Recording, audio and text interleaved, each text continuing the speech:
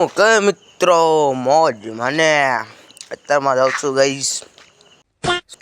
હું નીકળી ગયો છું ગાઈસ જવા માટે કરદેજ પથ્થુભાઈના લગ્નમાં, એટલે ચાલો જઈએ। ચલો હું દર્શનભાઈ ગાડી નીકળી ગયા ગાઈસ સ્ટેશને।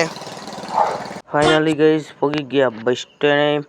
હવે બસ આવે એટલે બેસી જઈએ। ફાઇનલી ગાઈસ બસ આવી ગઈ હતી ને આપણે બેસી ગયા હતા બસમાંથી। આપણે છેલ્લે સીટમાં બેસી ગયા હતા।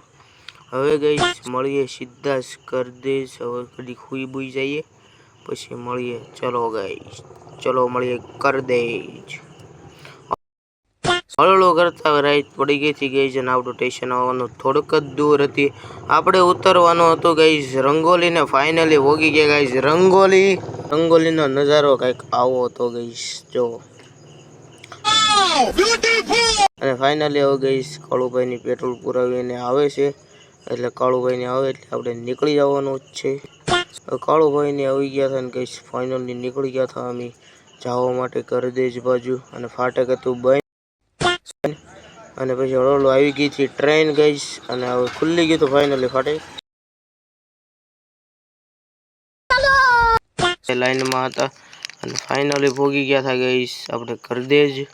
અને હવે ખાઈ પીને મળીએ, ભૂખ બહુ લાગી ગઈ છે ગાઈસ। હવે મળીએ ખાઈને ગાઈસ આપણે આવી ગયા બહારની તરફ ને કડીક બેઠા બધા ભાઈબંધો અને ફરી વખત ગઈશું ઘર બાજુ જવા માટે નીકળી ગયા હતા।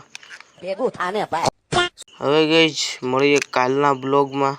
હવે કાલ છે માંડવા, એટલે માંડવાના બ્લોગમાં મળીએ। ચલો હવે મળીએ કાલના બ્લોગમાં। આવજો બાય। જોવા માટે કાલનો બ્લોગ ફોલો કરી નાખજો।